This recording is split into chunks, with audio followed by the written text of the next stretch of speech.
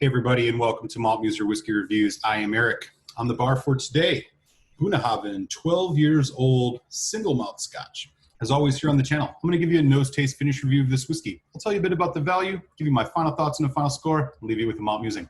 First, a bit about Bunnahabhain and its 12-year-old whiskey. So, Bunnahabhain is actually located on the Isle of Islay. And for those of you who have been sipping Scotch whiskey for some time, usually you associate whiskeys from Islay with heavily peated smoky scotches. While Bunnahabhain does have some heavily peated whiskeys, their core range is primarily unpeated or very, very low amount of peat smoke. So they're a little bit of a standout in the Islay whiskey world.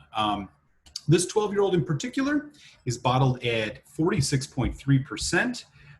Right here on the label, it does say that it is non-chill filtered and is natural color. So really nice craft presentation for this. The 12-year-old whiskey was released in 1979, so it's been on the market for quite some time and is in the United States basically considered their introductory level single malt scotch to the range. However, they did recently go through a rebrand, so this is actually the older branding. You will see, I'll show you a pic right here of what the new brand looks like. So let's get some of this in the glass.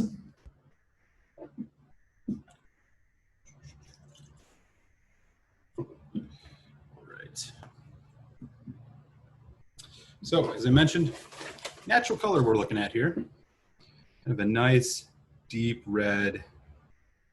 This is ex-bourbon and ex-sherry. Let's get into it, y'all.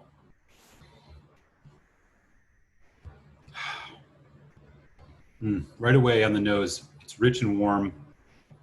It's got somewhat of a mustiness to it. It almost reminds me of like walking into a used bookstore. It's really nice. Sweet. There's some dark fruit, kind of dark dried fruits. I'm thinking kind of the dates, plum, raisin. A little bit of spice in the background too. I want to say ginger. All in all, it's not very loud on the nose, but warm, rich, and inviting. Okay, let's give it a taste. Cilantro.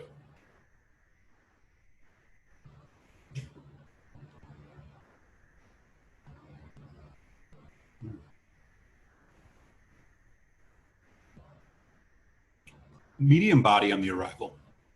Pretty rich and oily, despite not being like a heavy, intense whiskey right on the palate. Sticks to the sides of your mouth with dark fruit again. A little bit of orange now, kind of giving it a slight citrusy note, a little bit of saltiness. There it is now as it develops the ginger, dried pepper, a bit of nuttiness. As it rides into that finish, there's some chocolate vanilla. It's a short to short medium finish, butterscotch, raisin. So you're getting some of those bourbon notes and then some of that kind of sherry there as well. Still a little bit of that pepper note. And there's the peat, a little bit of that effervescent peat, slight peat smoke, almost undetectable, but it's there if you search for it. Really, really rewarding whiskey. Let's put a little bit of water on this and see what else we get out of it, y'all. 46.3%. So about a teaspoon on here. We'll see, bring this down a bit. So the barrel, is kind of this nice oakiness comes out now. A bit more of the vanilla, a bit brighter fruit now. Yeah, as this whiskey opens up, there's a lot more happening. Saltiness again. Maybe a little lemon lime working with that ginger. Okay, give it another taste.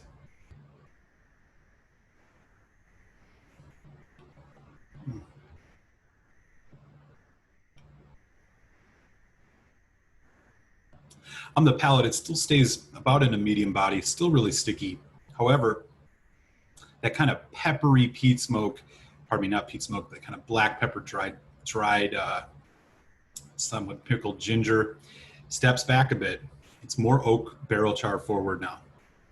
Not overpowering, really tasty, vanilla, caramel, slight butterscotch, and then that raisin date kind of comes in at the end. usually is when you add whiskey and it opens up, especially if it has a little spice. The spice takes a step back. That's definitely what's going on here. Finish is a bit drier now. Nice. Leaving you with a slight kind of caramel, maybe even a little bit of a coffee note mocha. Bit of that spice. Right at the end, nice kind of creamy vanilla. Impressive.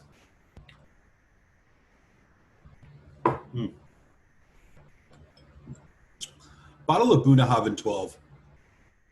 This is going to run you in that $50 to $55 range, sometimes upwards of 60.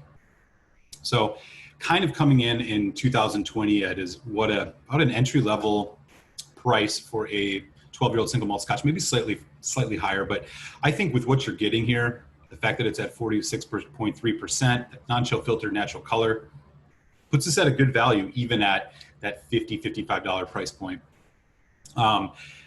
Solid stuff, so I would say this is a good value. Okay, final thoughts.